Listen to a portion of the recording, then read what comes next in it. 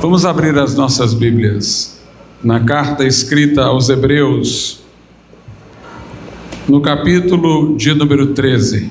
Aos Hebreus, capítulo 13.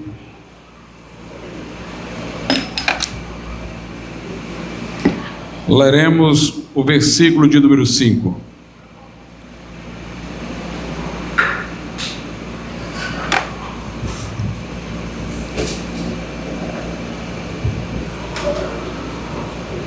Aos Hebreus, capítulo 13, versículo de número 5.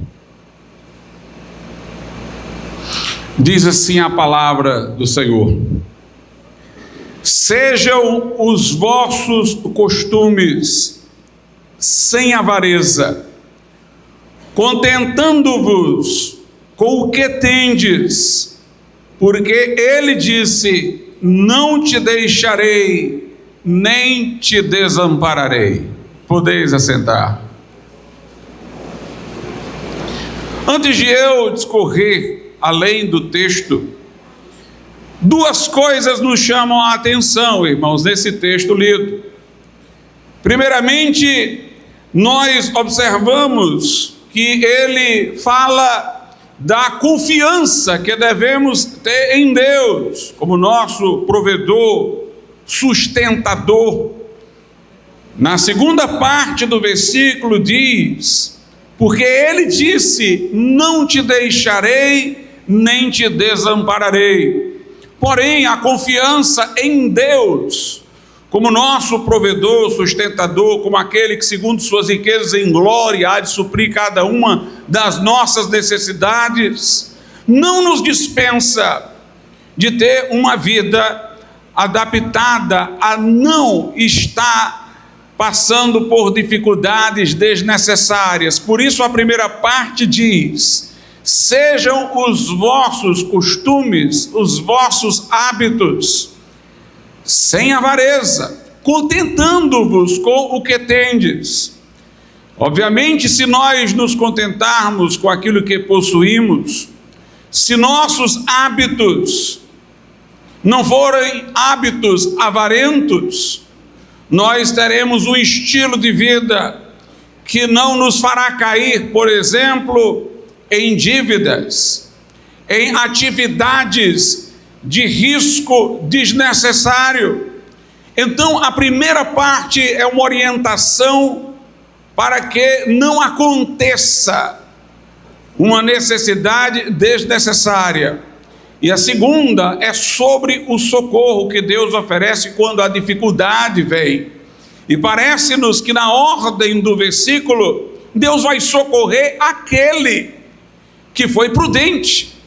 Pessoas imprudentes, que não controlam gastos, que não gerenciam sua casa, que são consumistas desnecessários, vão incorrer em dívidas, em situações difíceis, onde eles não poderão ter o socorro de Deus. Talvez, se arrependerem, e se num compromisso de consagração com Deus, se colocarem para a mudança de hábitos, porque aqui a Bíblia está dizendo algo a se fazer para que coisas não aconteçam.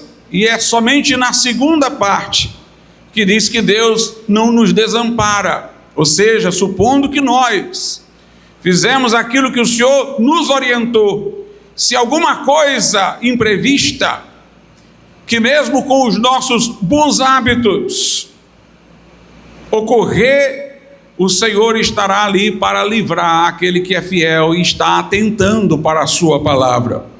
A outra observação que de logo eu faço acerca desse versículo é que ele vem em seguida a um versículo que trata do casamento. Veja só o verso de número 4.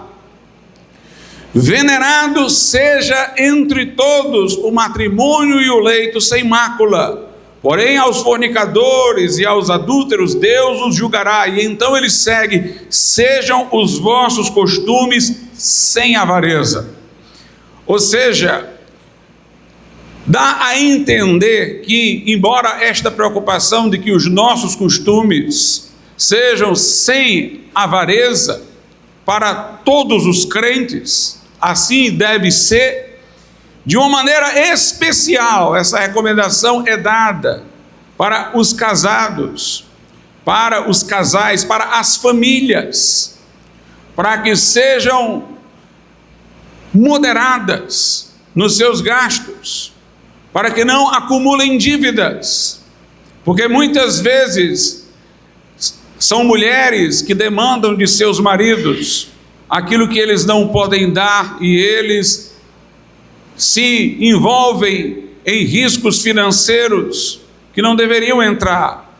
Às vezes é o próprio marido que não é sábio, às vezes a mulher é que lhe dá bons conselhos e orientações, mas ele entra pelo caminho do desperdício. Às vezes são os filhos que demandam de seus pais o consumo, e muitas vezes acontece na sociedade em geral, entre os incrédulos, que pais estão ausentes de casa, não dão os afetos que são devidos a seus filhos e procuram compensar satisfazendo a compulsão que eles têm por produtos que estão vendo diariamente nas propagandas, e aí satisfazem o consumismo dos filhos para compensar uma ausência em relação aos afetos, e aí há a imoderação.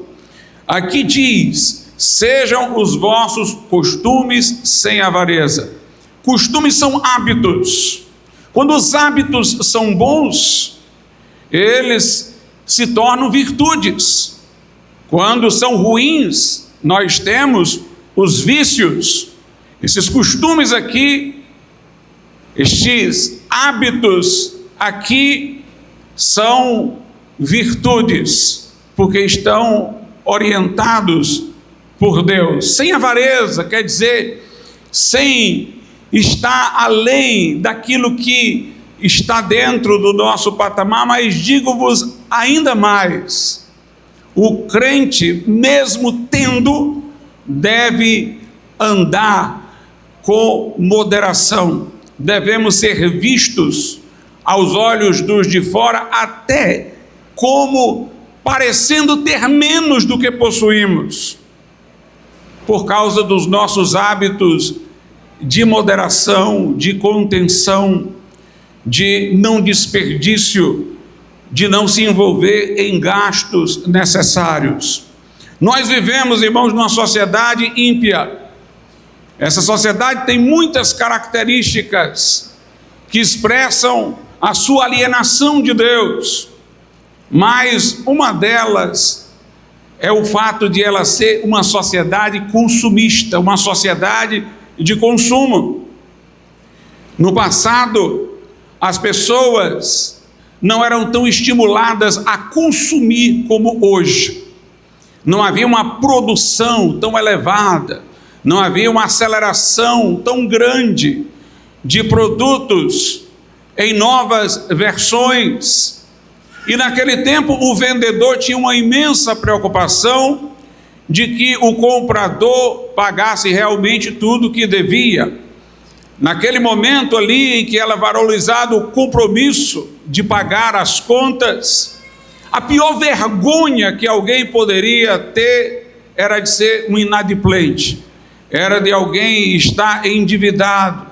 Em tempos passados, isso era tão oneroso para a imagem que muitas pessoas, pressionadas por dívidas, cometiam suicídio, porque ficavam perturbadas, preocupadas lá no fundo com a sua honra. Mas numa sociedade que produz mais do que é necessário para as pessoas como a nossa, ela quer que todo mundo compre, mesmo que saiba que alguns não vão conseguir pagar. Ou seja, para essa sociedade, mais grave do que você não poder pagar uma dívida é você parar de consumir. Eles querem que você continue consumindo, porque os produtos estão saindo toda hora. Então eles já fazem um cálculo de quantas pessoas vão ser inadimplentes, mas eles vão vender tanto que ainda assim vale a pena. Então nós temos facilitação de crédito, facilitação de saída do nome daqueles órgãos que registram os inadimplentes, e uma ênfase no consumo. Há um desejo até de que aquele que já está inadimplente continue consumindo, ainda que acumulando mais dívidas, mas a sociedade não pode parar de consumir, e notadamente o consumo vai em direção do supérfluo e do desnecessário. Dentro dessa nova conjuntura já não é tão vergonhoso estar endividado. As pessoas hoje se endividam e não sentem aquela inquietação moral, aquela culpa que aterrorizava no passado. Dificilmente se vai ouvir falar, a não ser que alguém esteja sendo pressionado por um agiota com risco de vida, que alguém por causa das dívidas cometeu suicídio. Isso ainda pode acontecer e acontece, mas não é mais uma frequência, porque é uma normalização dessa condição. Parece que o pecado agora, dentro dessa sociedade às avessas do ponto de vista moral, é você parar de comprar, é você parar de consumir. As pessoas, em vez de ter vergonha de não terem pago suas dívidas, elas têm vergonha do celular que não é o da última versão. Não, eu não vou com esse celular não, que é que vão falar de mim. Eu não vou com essa coisa que é atrasada não, o que é que vão falar de mim que eu estou atrasado? Ou seja, irmãos, há uma distorção da moralidade.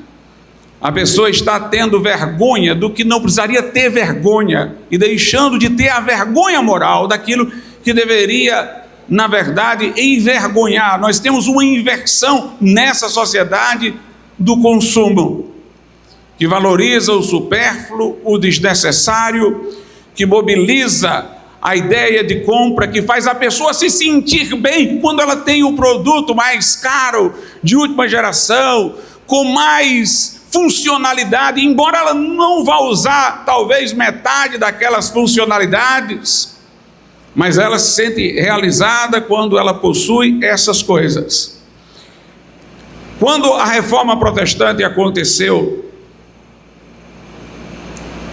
muitas coisas erradas nas concepções humanas foram corrigidas. Concepções erradas, muitas vezes incutidas pelo romanismo, pelo catolicismo romano. A Igreja Católica não valorizava tanto a vida familiar. As pessoas que entravam num mosteiro, no sacerdócio, num convento, fazendo o voto de não casar, eram tidas como de um extrato superior àquelas que viviam a vida comum e abraçavam o casamento. A viúva que mantinha-se viúva estava numa posição superior à que estava casada efetivamente com o esposo vivo. Havia uma deturpação tão clara dos versículos bíblicos, que tem aquele versículo que diz que quando a semente cai em boa terra, ela produz a 30, a 60 e a 100. Eles diziam, a 100 é o celibatário que nunca casou, a 60, o viúvo, a viúva, que mantém-se agora sem novo casamento, e a 30 é o cristão lá de baixo, que foi ter a vida familiar. Não havia valorização da vida familiar, ela era inferiorizada. E durante o período medieval, a Era das Trevas, a doutrina romana também trouxe um certo desprezo pela vida corriqueira, cotidiana, secular.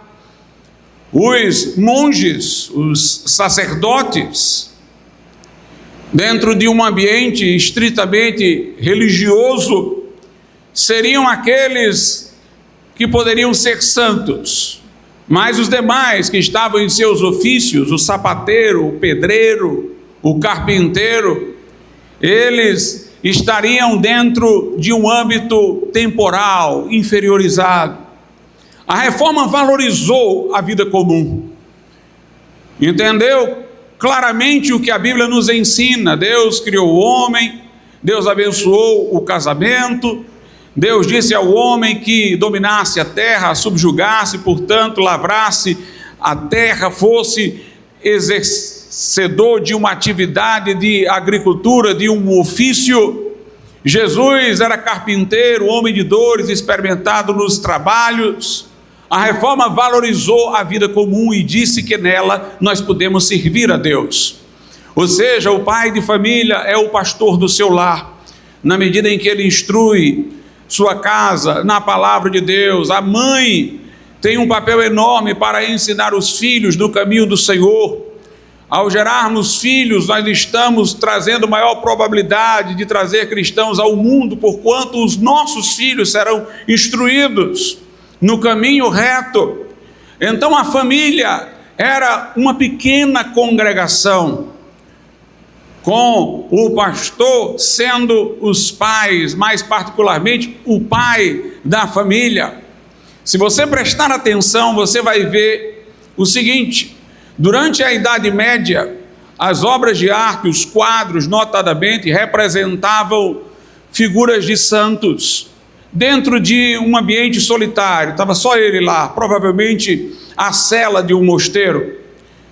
Aquela pessoa não parecia envolvida com nada do terrestre, só com as coisas de cima.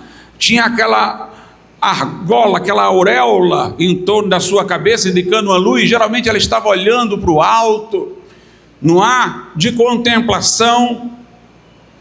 Quando a reforma aparece, ela despreza esse tipo de quadro, porque o objetivo desse quadro era pôr as pessoas de joelho venerando a imagem do santo. Embora a reforma manteve representações dos reformadores, geralmente eles estavam numa foto de forma comum, como qualquer um de nós, como se fosse um retrato, sem essa auréola, sem essa luz, sem esse olhar absorto para o alto. Eles eram representados em locais comuns. Cenas da reforma eram representadas, mas de uma maneira particular. O que mais produziram os pintores que eram adeptos da reforma protestante foram quadros de família. Entre os puritanos você vê um quadro de uma família na mesa orando a Deus. Você vê quadros de uma mãe ensinando a Bíblia aos seus filhos. Portanto, foi valorizada a vida do lar como uma vida santa, como uma missão de Deus. A maternidade é uma sublime missão de Deus.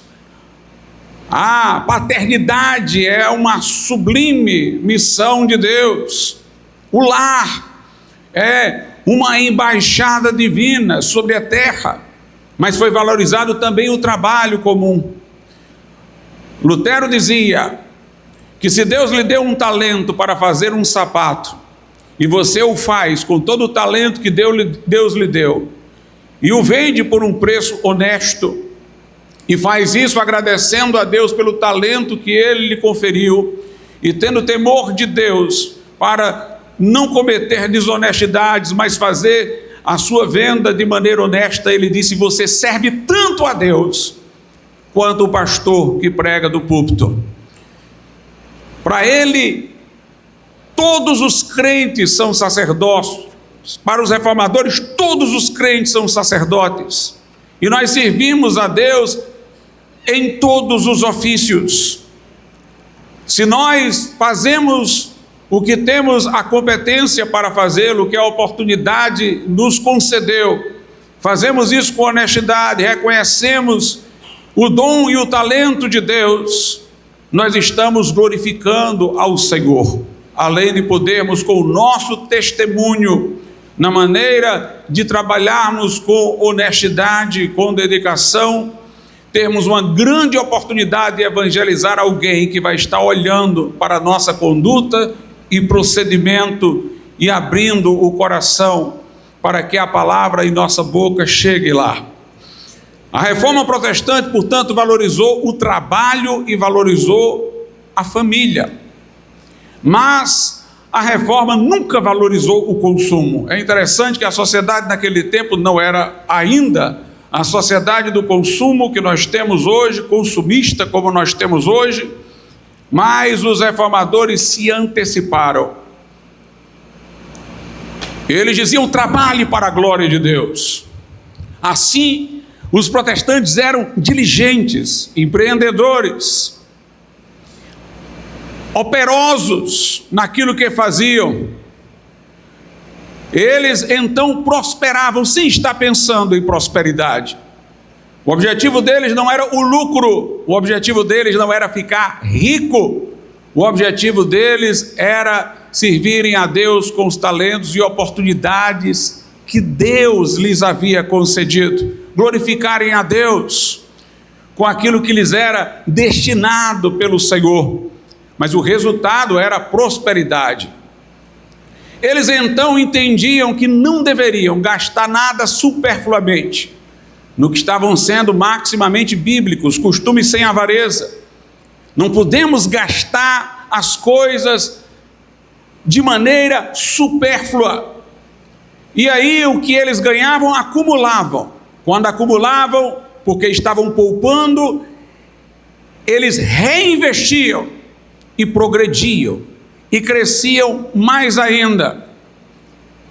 E, meus amados irmãos, foi assim que os países protestantes se desenvolveram e prosperaram. Max Weber, no seu livro A Ética Protestante e o Espírito do Capitalismo, ele diz: os protestantes não tinham diretamente uma intenção capitalista, que era de lucro, mas eles trabalhavam e poupavam, enquanto no capitalismo secular, o homem trabalha e poupa para reinvestir, ganhar mais dinheiro. Sua inspiração é o lucro, é ter lucro. Ele disse: e os protestantes não pensavam no lucro, nem pensavam no que iam ganhar, só pensavam em desempenhar as suas funções para a glória de Deus, conforme o chamado, o talento, o dom e a oportunidade que Deus lhes estava concedendo. Eles não poupavam para reinvestir e ter mais lucro. Eles poupavam porque consideravam pecaminoso o gasto supérfluo. E aí, por não gastarem, reinvestiam e cresciam mais ainda. Eu trouxe aqui a citação de um livro que é um clássico sobre o protestantismo, de Jean Balberot, que é um historiador francês, que escreveu o livro A História do Protestantismo. Note o que ele diz: existe uma ética puritana e protestante, em geral de simplicidade, que conduz à adoção de um modo de vida inferior aos recursos e à fortuna. Ou seja, o protestante não parecia ter o que tinha, porque o seu modo de vida era simples. Ninguém imaginava que aquela pessoa possuía tudo aquilo, porque eles viviam um modo de vida, como diz aqui, inferior aos recursos e à fortuna.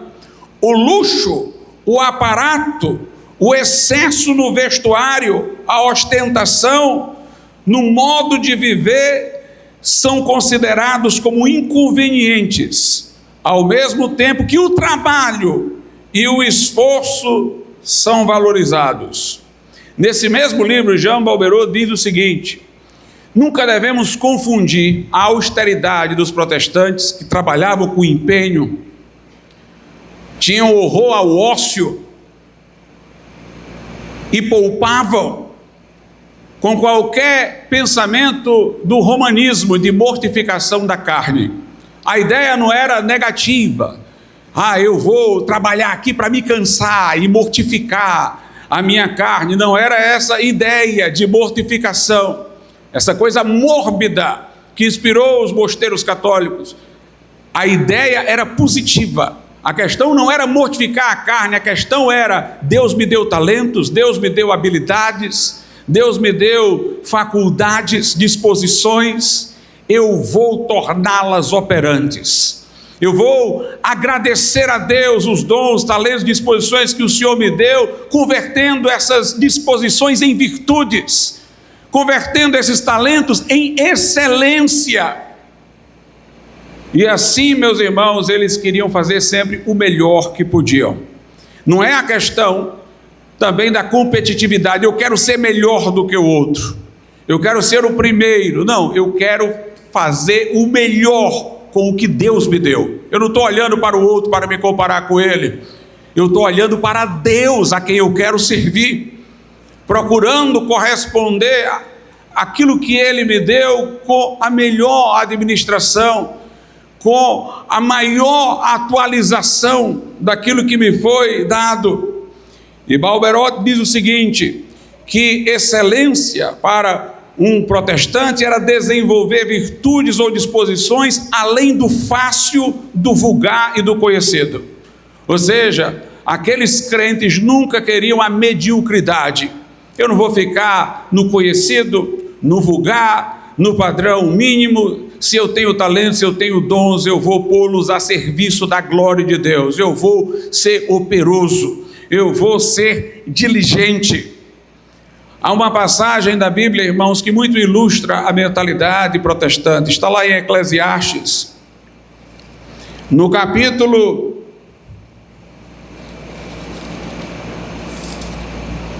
9. Eclesiastes, capítulo de número 9, versículos 9 e 10. Diz assim: goza a vida com a mulher que amas todos os dias da tua vida vã, os quais Deus te deu debaixo do sol todos os dias da tua vaidade, porque esta é a tua porção nesta vida e no teu trabalho, que tu fizeste debaixo do sol. Note, goza a vida com a mulher que amas. É uma valorização da família. Tem a ver muito com o culto passado de doutrina, a valorização de uma vida relacional entre marido e mulher. E aí no verso 10 diz: tudo quanto te vier à mão para fazer, ou seja, toda oportunidade que te aparecer, faze-o conforme as tuas forças, porque na sepultura para onde tu vais, não há obra, nem projeto, nem conhecimento, nem sabedoria alguma. É interessante que uma vez perguntaram a Martinho Lutero o seguinte: se Jesus voltasse hoje, o que você faria? Voltasse amanhã, o que você faria? Ele disse: eu plantava uma árvore. Ninguém esperaria por uma resposta dessa, porque não haveria tempo para plantando a árvore nascer. Mas o que ele queria dizer é: eu vou estar trabalhando, eu não vou esperar o Senhor ociosamente. Aliás, as parábolas mostram sobre a surpresa da vinda de Jesus, pessoas que teriam parado de trabalhar para se embriagar, porque diz que o Senhor demora. Na verdade, meus irmãos, se o Senhor está próximo, é mais uma razão para nós estarmos operantes. Lá em Tessalônica, houve um grupo que, achando que já estava na grande tribulação, que as coisas estavam próximas da consumação, pararam de trabalhar. Paulo os esclareceu escatologicamente e disse que eles andavam desordenadamente, quem não trabalhasse não devia comer. E disse: eu dei exemplo para vocês, trabalhei com minhas próprias mãos. Ele construiu tendas, ele disse, para suprir a mim e aos que estavam comigo, valorizando, portanto, assim, o trabalho, o ofício, a atividade, a operosidade. Essa era a mentalidade protestante. Mas note, não havia a ideia de se enfatizar o consumo. Pelo contrário, a interdição do gasto supérfluo fazia com que houvesse a economia, a poupança. Max Weber chamou isso de ascetismo. Ascetismo é a prática dos que se restringem intramundano, porque o do catolicismo seria extramundano. Os monges procuravam viver uma vida disciplinada, mas fora do mundo, isolados, enquanto que os protestantes viviam dentro das suas atividades normais, dentro da sociedade, incluídos na vida cotidiana, com uma disciplina de vida que os caracterizava. Na verdade, nunca os protestantes estavam pensando em favorecer ao capitalismo, mas, de uma maneira congruente, o que eles fizeram, os levaram à prosperidade e à das suas nações. Já hoje, meus irmãos, nós temos uma teologia desenvolvida especificamente para a teologia do consumo. Chama-se teologia da prosperidade, onde a pessoa só é dita abençoada por Deus, não é se ela tiver coisas, não, se ela exibir que tem. Então, para dizer-se abençoada, a pessoa compra o carro mais caro que tem. Há pessoas que abraçam essa teologia e que compram coisas para pagar ao longo da vida que não terão condições de pagar, mas eles querem as aparências. Para os irmãos em suas igrejas disserem como o irmão é abençoado, tem isso, tem aquilo.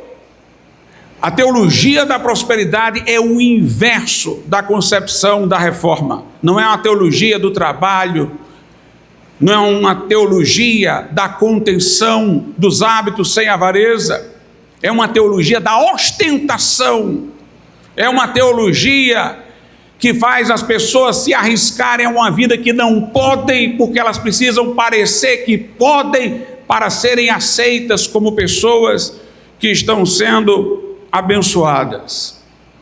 Meus irmãos, não tem talvez ninguém que tenha mais tanta resistência à sociedade do consumo como eu. Até onde eu sei, eu fui o último a comprar um celular. Por uma necessidade do trabalho, eu terminei comprando.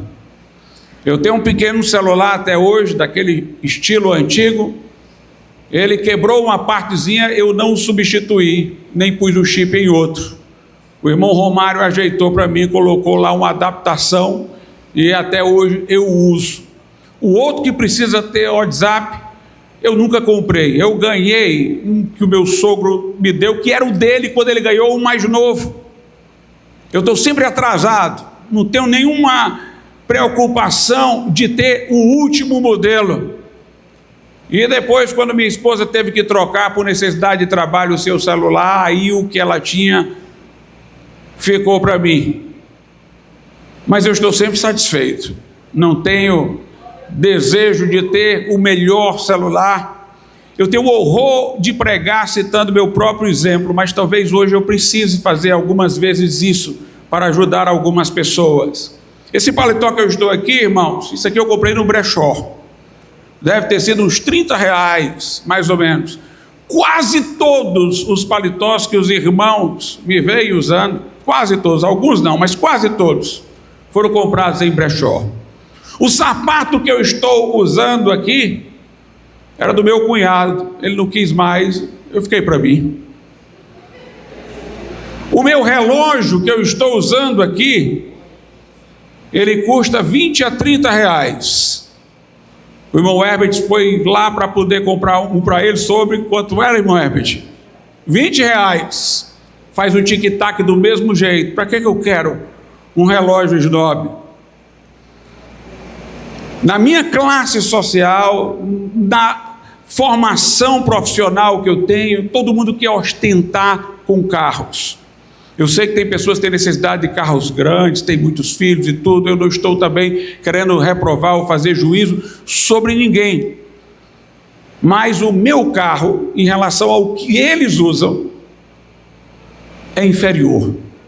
Todos, até porque dentro do meu ambiente de profissão há quase que uma necessidade de ostentação.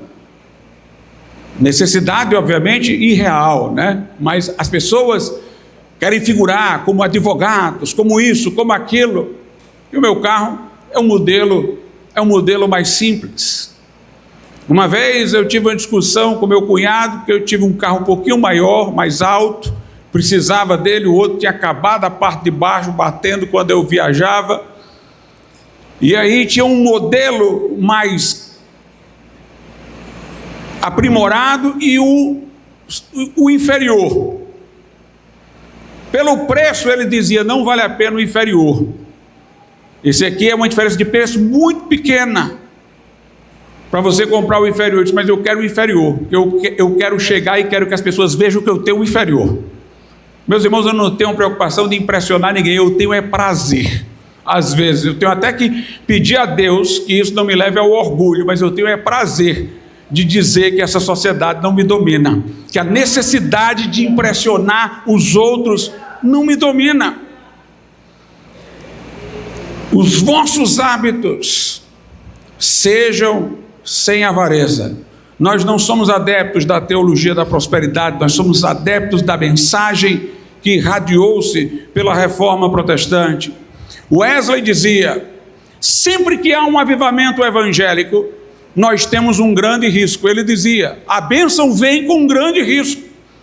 Ele diz, quando pessoas saem da sarjeta, saem da bebedeira, da prostituição, de uma vida ociosa, se convertem, passam a ser trabalhadores. Ele dizia lá durante o avivamento metodista, as pessoas começam a trabalhar porque têm a visão de que seus talentos, seus dons são para servir a Deus, são para glorificar a Deus. E aí ele disse, elas então prosperam, e quando elas prosperam, muitas vezes esfriam na fé, porque começam a se apegar àquilo que estão tendo em aumento. E Wesley deu uma receita, ele disse, trabalhe o quanto puder, poupe o quanto puder, e dê o quanto puder. Essa receita do metodismo, irmãos, foi o que trouxe os missionários para nós. Os protestantes que prosperavam na Inglaterra, nos Estados Unidos, foram os que enviaram os missionários para nós. Eles faziam doações significativas para missões. Hoje em dia, com o declínio da fé evangélica na Inglaterra, nos Estados Unidos, as ofertas que procedem de lá para missões são mínimas, mas esses países evangelizaram o mundo, porque os evangélicos doavam para missões, desenvolviam trabalhos filantrópicos associados normalmente a missões. E uma das coisas mais extraordinárias, os missionários que vinham, irmãos, eram pessoas que teriam tido toda a oportunidade de prosperar em suas terras, mas vinham para cá fazer missões. Hudson Taylor, ao que me lembre, fazia faculdade de medicina. David Livingstone tinha acesso à nobreza. Eric Liddell, todos esses homens missionários, corredores que ganharam Olimpíadas, deixavam tudo para fazer missões. Estas pessoas, quando vinham para essas terras, dormiam no chão, passavam dificuldades. Sabe por quê, irmãos? Que eles, apesar de virem de famílias boas, eram estudantes de Cambridge, eram estudantes de Oxford. Tem os 7 de Cambridge, foram os missionários que saíram de Cambridge para todo mundo. Era das universidades que eram recrutados os missionários. Sabe por que eles vinham para essas terras distantes e conseguiam viver com dificuldade? Por causa de seus costumes protestantes lá. Lá eles tinham, mas viviam com simplicidade. Estavam prontos para viver com simplicidade em qualquer lugar. Enquanto estes homens estiveram fazendo a obra no nosso meio, nós tivemos dias áureos da história evangélica, por exemplo, na América Latina, na África. Quando eles se foram e ficaram os missionários locais, que apenas herdaram toda a coisa pronta, a prosperidade que eles deixaram, e foram absorvidos por uma mentalidade brasileira em vez de por uma mentalidade cristã, nós começamos a ter o declínio. Mas aqueles homens eram homens dedicados, que consagravam suas vidas a Deus. É preciso que nós tenhamos essa mentalidade. E aquilo que eu disse, irmãos, os protestantes prosperavam sem pensar no lucro. Sem pensar no lucro. E aqui eu vou dar um testemunho mais uma vez da minha vida. Eu, quando era aluno da faculdade, eu senti de Deus logo nos primeiros semestres que eu deveria ser professor, quando eu estava no último semestre, abri um concurso para aquela disciplina que eu queria ser professor. E eu lamentei muito, porque eu não podia fazer o concurso e alguém entrando, obviamente, até ele se aposentar, como é que eu iria entrar justamente naquela disciplina que eu queria? Mas eu entreguei nas mãos de Deus. Ninguém passou no concurso. Depois que eu me formei, estava recebendo carteira da OAB, um colega disse: Glauco, aquele concurso lá abriu de novo, e eu fui fazer o concurso, tirei em primeiro lugar e entrei. Eu fui coordenador de 2 faculdades privadas, eu não procurei nenhuma das 2, irmãos, mas fazia diligentemente o meu trabalho, e os de fora reconheciam. Aí uma faculdade que eu não conhecia ninguém lá, me chamou para ser coordenador do curso. Eu me tornei coordenador do curso. Naquele tempo eu era professor da Universidade Federal, da Unifor e de lá. Ganhava lá mais do que ganhava nas 2 outras, junto. E chegou um momento, meu filho nasceu, era criança, minha esposa começou a dizer que eu estava tendo muito pouco tempo com ele, que eu ficava em 3 faculdades. Eu cheguei para o dono lá da faculdade, o diretor responsável, e eu disse: olha, eu quero pedir demissão, porque eu quero me dedicar a meu filho, ele está crescendo, e eu não quero estar ausente de casa. E ele perguntou: quanto mais você quer para ficar? Eu disse: o meu problema não é dinheiro, o meu problema é tempo, eu quero tempo. Se você colocar um outro coordenador para me ajudar, aí eu fico, aí eu divido o tempo com ele. Aí eles aceitaram e colocaram um coordenador. Quando eu saí de lá, irmão, sabe por que foi? Chegaram para mim e disseram: o curso agora está reconhecido, tem 2 outros coordenadores, nós estamos agora diminuindo gastos, fizemos muito gasto para o curso ser reconhecido. Então, dos 2 coordenadores que lhe ajudam, naquele tempo já tinha entrado um segundo, eles disseram: escolha um dos 2 para ser demitido. Eu não iria escolher nenhum dos 2, eles só tinham aquilo ali, eu tinha outra coisa. Eu disse: eu posso escolher a mim mesmo?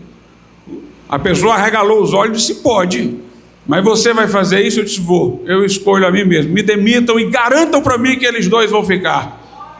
E eu saí. Pouco tempo depois, alguns anos depois, uma outra faculdade me chamou. Estava sendo gerenciada por um ex-aluno meu. Ele me chamou e eu não quis. E ele insistiu comigo, eu disse: olha, eu não quero, eu preciso de tempo, eu tenho a igreja. Eles: não, a gente faz desse jeito, desse jeito. Fizeram todas as flexibilidades e eu fui para lá, passei um tempo como coordenador e saí. O que eu fazia, irmãos, me abria as portas pela diligência e pelo fruto do trabalho, mas eu não estava nem atrás.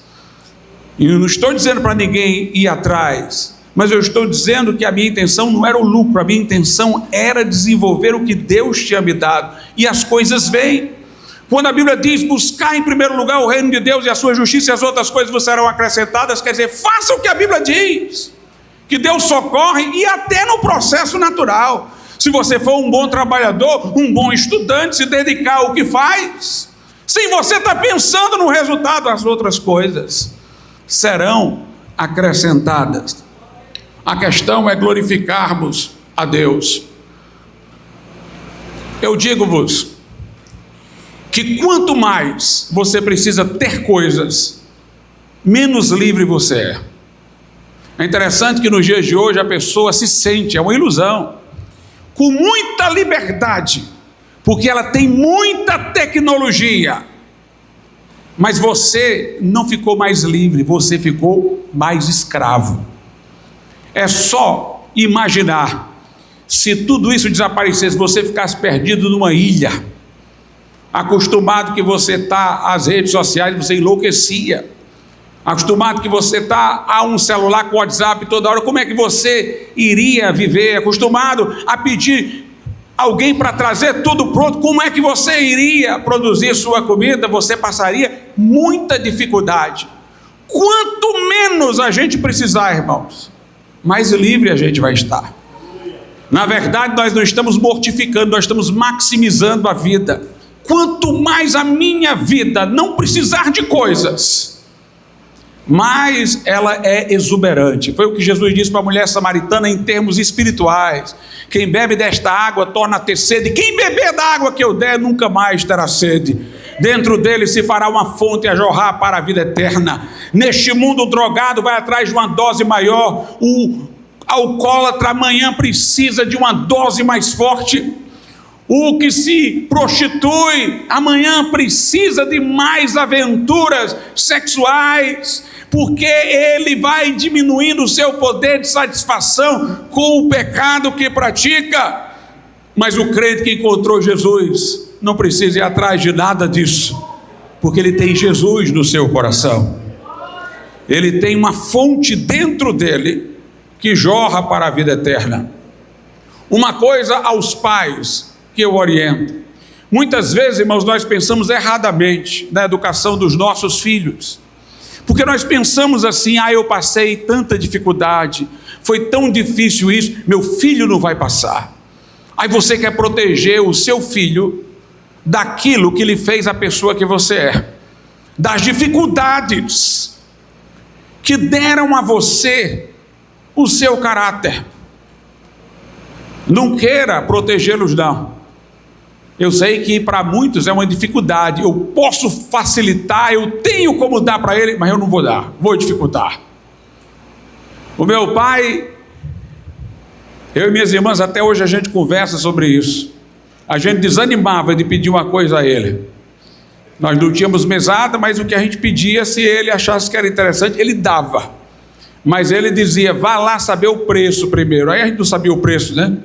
Ia lá saber o preço. Quando voltava, ele dava o dinheiro contado, até as moedas, só aquele valor. Ele dizia: criança não é para ter dinheiro. Eu sei, irmãos, a necessidade de gerenciar o que eu tenho por causa do que o meu pai me ensinou. Não prive o seu filho das dificuldades, não super proteja. Você é quem você é porque você passou dificuldades. Se você super protegê-lo, você vai fazer dele uma pessoa completamente diferente do que você foi.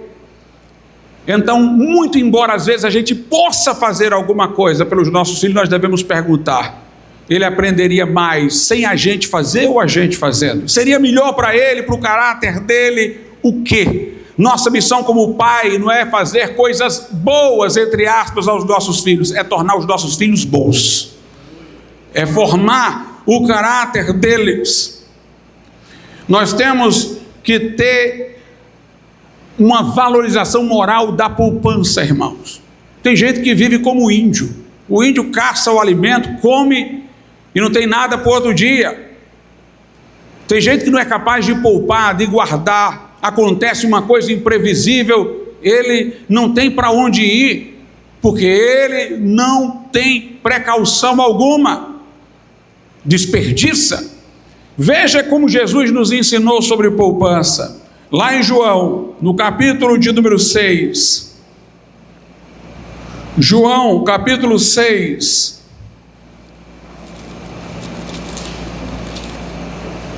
Nos versículos 12 e 13, Jesus multiplicou pães. Sabemos do episódio, fez um milagre, multiplicou, não custou nada o pão, foi multiplicação. O pão, quando foi multiplicado, não ficou mais bem bonitinho, não. Jesus disse para os discípulos o seguinte: olha, comecem a repartir. Tem gente que pensa que Jesus pegou assim alguns pães e fez aparecer vários outros, assim, bem bonitinho, né? O pão completo. Não, Jesus pegou os pães em número reduzido, só aqueles pãezinhos ali, e disse: comecem a partir e distribuir. Eles iam partindo e não acabava. O milagre era partir. Portanto, o que ficou foram muitos fragmentos de pão, e não custou nada. Mas veja o que Jesus disse, João 6, 12 e 13: e quando estavam saciados, disse aos seus discípulos: recolhei os pedaços que sobejaram, que sobraram, para que nada se perca. Recolheram-nos, pois, e encheram 12 cestos de pedaços dos 5 pães de cevada que sobejaram aos que haviam comido. Será, irmãos, que muitos aqui fariam isso? Esse pão aqui foi de graça, sobrou, mas é tudo partido aí, uns pedacinhos de pão. Jesus olhou para os discípulos, está todo mundo alimentado, todo mundo se alimentou, agora vamos pegar os farelos aí. Vamos encher os cestos, para que nada se perca. Nada se perca.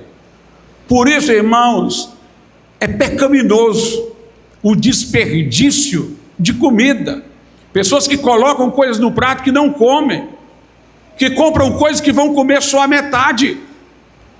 Você acha que Jesus, que diz para não desperdiçar nem os farelos de pão, iria aceitar como normal o desperdício de comida com tantas pessoas passando necessidade? Ensine os seus filhos a comer tudo que ele leva ao prato. Se não quiser comer, não coloque no prato, mas se comer, coma tudo. Se colocar, coma tudo. Ensinar a poupança. Alguém talvez diga: pastor, mas Jesus não disse não ajunteis tesouro na terra, ajunteis tesouro no céu. Exatamente, tesouro é um termo valorativo. O que Jesus estava querendo falar não era que a pessoa não tivesse qualquer precaução para trabalhar e guardar reservas, não. O que Jesus estava ensinando era que nós não sentíssemos como o nosso tesouro, a nossa preciosidade, a nossa segurança, o que nós acumulamos.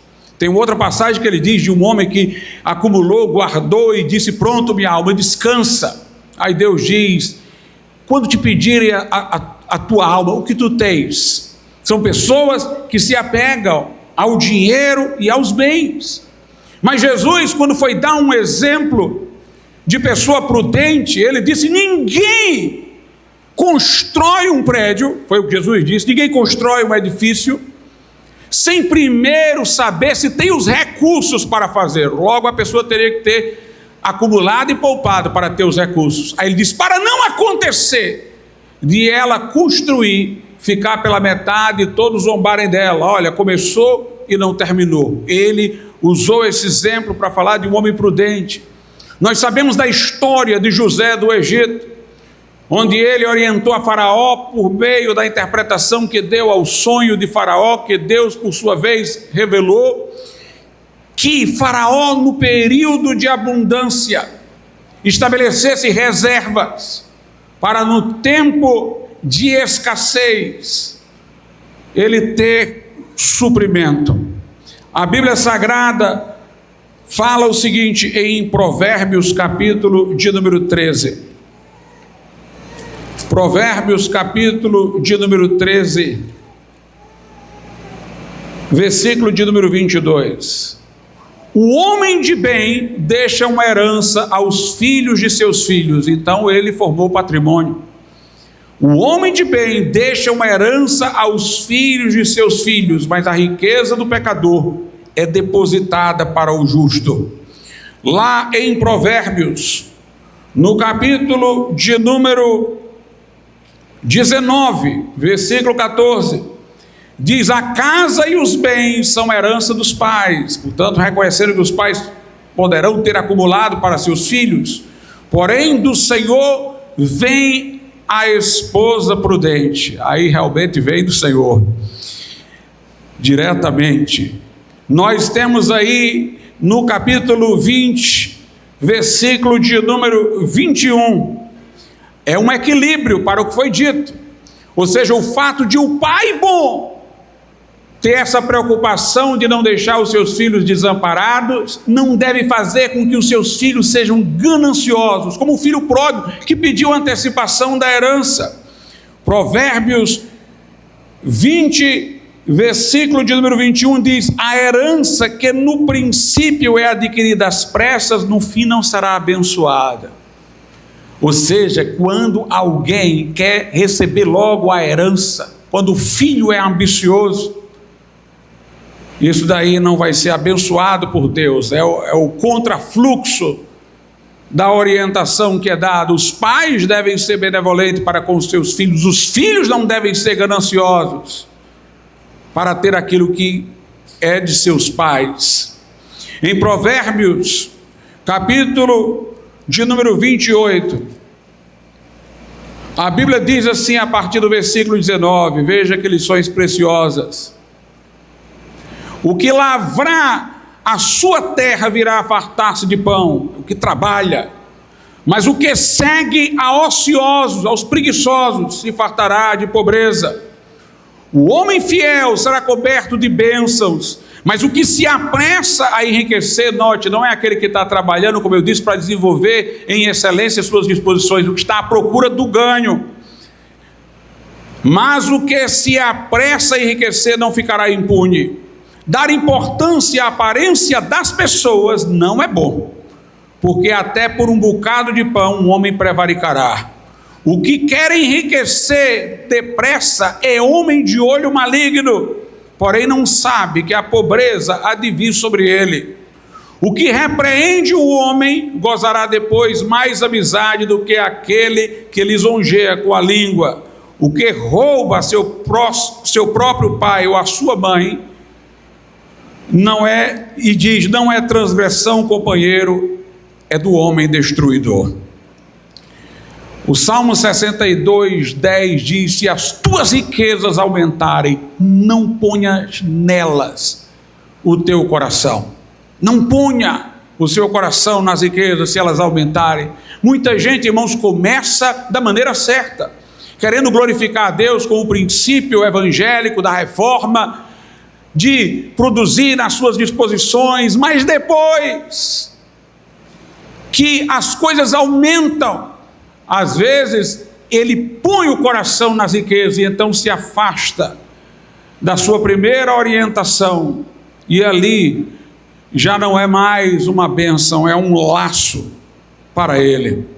Em Provérbios 15:16, a Bíblia inclusive diz isso daqui, para as pessoas que têm menos: melhor é o pouco com o temor do Senhor do que um grande tesouro onde há inquietação. Melhor é o pouco e ter o temor do Senhor do que ter mais e o coração ficar envolvido nestas coisas. A Bíblia, irmãos, nos orienta inclusive acerca do nosso apetite. Crente não é para ter apetite refinado, não, irmãos. Só come comida muito boa. Nós temos que aprender a comer comidas simples. E temos que ensinar os nossos filhos a comer comidas simples. Veja o que a Bíblia Sagrada diz em Provérbios, capítulo de número 23, do 1 ao 7. Diz assim: quando te assentares a comer com um governador, atenta bem para o que é posto diante de ti. E se és homem de grande apetite, põe uma faca à tua garganta. Não cobice as suas iguarias, os seus manjares, do homem rico, do governador, porque são comidas enganosas. Não te fadigues para enriqueceres, e não apliques nisso a tua sabedoria. Porventura fixarás os teus olhos naquilo que não é nada, porque certamente criará asas e voará ao céu como a águia. Não comas o pão daquele que tem olhar maligno, nem cobices as suas iguarias gostosas. Eu vou ler até o versículo de número 6. Uma coisa importante, irmãos: às vezes tem gente que anda na casa do governador, anda na casa de pessoas ricas, e aí ele começa a invejar o estilo de vida, começa a querer comer tudo daquele bom e do melhor, que não condiz com o que ele tem, o que ele possui, e aí gasta desnecessariamente com essas coisas. Não cobice as iguarias, não seja refinado em apetite, seja uma pessoa simples até quanto a esse aspecto. A mulher virtuosa que a Bíblia descreve é uma mulher que trabalha, é uma mulher que poupa, é uma mulher que cuida da sua casa, e ela, por sua moderação de gastos, não deixa nada faltar. diz a Escritura o seguinte, Provérbios capítulo de número 31, a partir do versículo 10, mulher virtuosa, quem achará? O seu valor, 31:10, o seu valor muito excede ao de rubis. O coração do seu marido está nela confiado, assim ele não necessitará de despojo. Ela só lhe faz o bem e não o mal. Todos os dias da sua vida busca lã e linho e trabalha de boa vontade com as suas mãos. Como um navio mercante, ela traz de longe o seu pão, levanta-se mesmo à noite para dar de comer aos da casa e distribuir tarefa das servas. Examina uma propriedade, adquire-a, planta uma vinha com o fruto de suas mãos, cinge os lombos de força e fortalece os seus braços. Vê que é boa a sua mercadoria e a sua lâmpada não se apaga de noite. Estende as suas mãos ao fuso e as suas mãos pegam na roca. Abre a sua mão ao pobre e estende as suas mãos ao necessitado. Não teme a neve na sua casa, porque toda a sua família está vestida de escarlata. Faz para si cobertas de tapeçaria, seu vestido é de seda e de púrpura. Seu marido é conhecido nas portas e assenta-se entre os anciãos da terra. Faz panos de linho e vende-os e entrega cinto aos mercadores. A força e a honra são seus vestidos e se alegrará com o dia futuro. Abre a sua boca com sabedoria e a lei da beneficência está na sua língua. Está atenta ao andamento da casa e não come o pão da preguiça. Levantam-se seus filhos e chamam-na bem-aventurada, seu marido também, e ele a louva. Muitas filhas têm procedido virtuosamente, mas tu és de todas a mais excelente. Enganosa é a beleza e vã a formosura, mas a mulher que teme ao Senhor, essa sim será louvada. Dai-lhe do fruto das suas mãos e deixe o seu próprio trabalho louvá-lo nas portas. É o que a Bíblia nos está ensinando acerca da mulher virtuosa. A Bíblia diz: quer comais, quer bebais, façais tudo para a glória de Deus. Eu devo me perguntar: eu estou desperdiçando desnecessariamente? Eu estou gastando além daquilo que convém? Eu poderia ter uma alternativa mais simples. A Escritura nos ensina, irmão, sobre contentamento. Contentar com aquilo que é o nosso limite é uma virtude. Lá em 1 Timóteo, capítulo de número 6, estamos próximos de terminar. 1 Timóteo 6, eu vou ler primeiro do 6 ao 10, diz assim: mas é grande ganho a piedade com contentamento, porque nada trouxemos para este mundo, e manifesto é que nada podemos levar dele. Tendo, porém, sustento, comida, e com que nos cobrirmos, uma casa e vestimenta, um lugar para estar e a vestimenta, estejamos com isso contentes. Mas os que querem ser ricos caem em tentação e em laço e em muitas concupiscências loucas e nocivas que submergem os homens na perdição e ruína, porque o amor ao dinheiro é a raiz de todos os males, e nessa cobiça se desviaram da fé e se traspassaram a si mesmos com muitas dores. Aqui é o que é cobiçoso. A Bíblia presume um crente que possa ser rico, mas dá-lhe a orientação que consta a partir do versículo 17: manda aos ricos deste mundo que não sejam altivos, nem ponham a esperança na incerteza das riquezas, mas no Deus vivo, que abundantemente nos dá todas as coisas para delas gozarmos. Que façam bem, enriqueçam em boas obras, repartam de boa mente e sejam comunicáveis, que entesourem para si mesmos um bom fundamento para o futuro, para que possam se apoderar da vida eterna. E por fim, irmãos, nós somos convidados a viver uma vida de ações de graças. O contentamento se revela pela gratidão. O apóstolo Paulo disse: orei a Cristo 3 vezes para Ele tirar o meu espinho na carne. Mas o Senhor Jesus disse: a minha graça te basta. Quando Paulo orou, achava que era a vontade de Deus tirar aquele espinho na carne. Mas quando Jesus disse: minha graça te basta, não é minha vontade, o que eu já te dei já é bastante, Paulo disse: então pronto, eu agora vou me gloriar nas minhas aflições. Eu vou me gloriar nas perseguições que sofro por amor a Cristo. Eu vou me gloriar nas privações que eu passo por amor a Cristo. Numa das cartas, Paulo diz: eu sei passar necessidade, já passei, sei ter abundância, já tive. Tudo posso naquele que me fortalece. Não seja uma pessoa que murmura. Não fique toda hora murmurando: eu não tenho, eu não posso isso, o outro pode, eu não tenho. Não faça isso. Você tem Jesus no coração. Se você é crente, você tem o céu. O que há neste mundo, irmãos, escorrega pelas mãos. O que recebemos aqui não levamos para fora. Não murmure, descubra o que Deus tem para a sua vida. Lá em Tessalonicenses diz: em tudo dai graças. Lá em Efésios 5 diz: dando graças por tudo.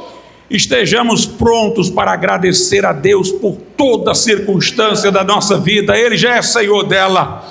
Se Ele quiser tirar, que tire. Se quiser dar, que dê. Como disse Jó: o Senhor me deu, o Senhor me tirou. Bendito seja o nome do Senhor. Recebi do Senhor o bem, receberei do Senhor também o mal. Ainda que Ele me mate, nele esperarei. Como diz o salmista: a quem tenho eu no céu, senão a ti, e na terra não há outro a quem a minha alma deseje. O Senhor é a nossa porção. O Senhor é a nossa herança. Não resmungue, não inveje, não se ressinta.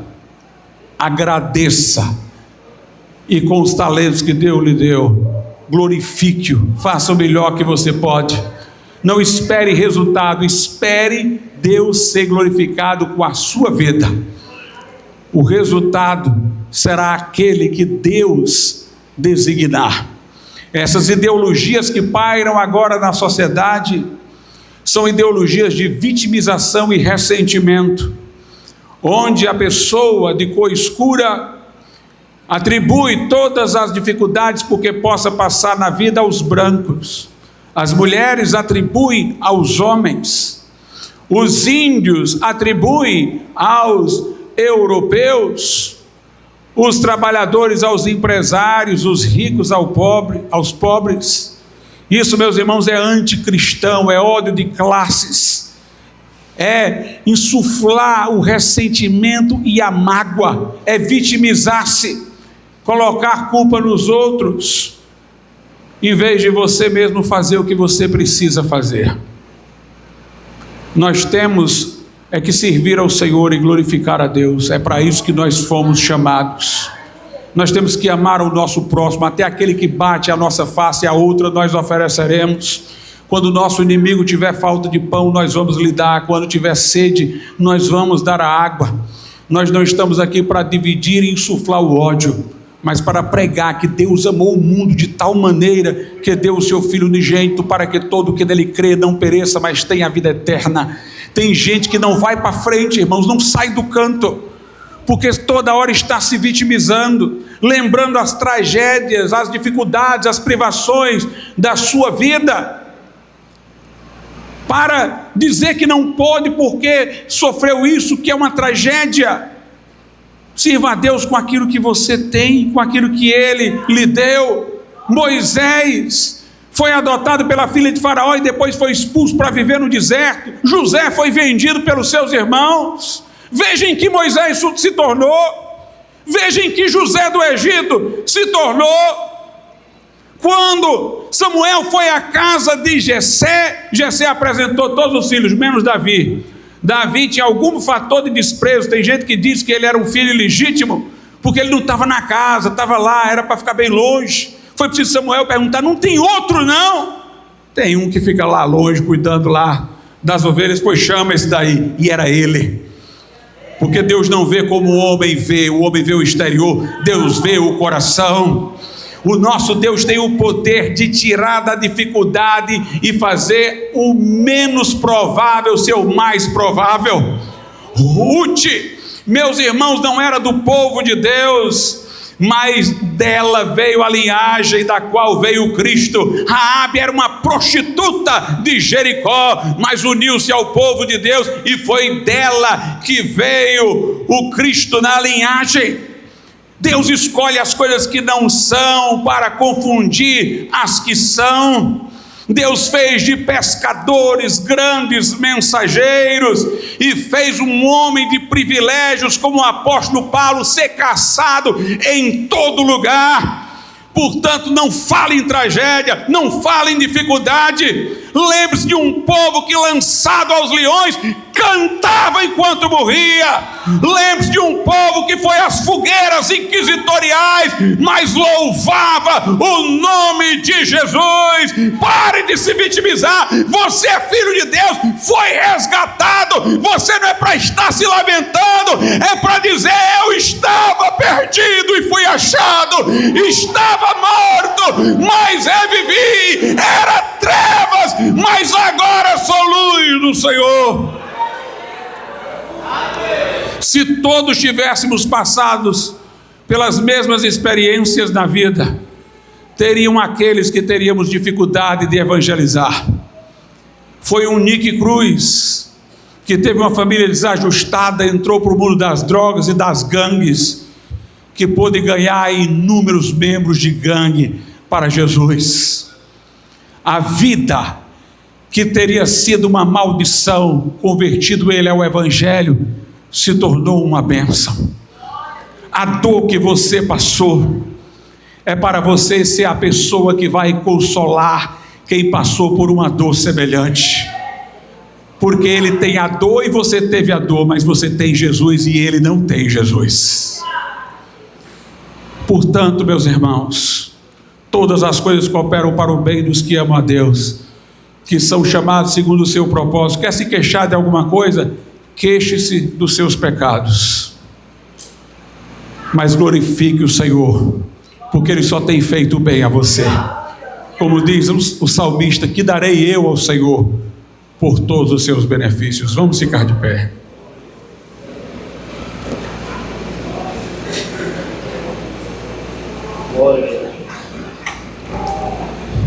Se tivermos aniversariantes da semana, podem vir à frente.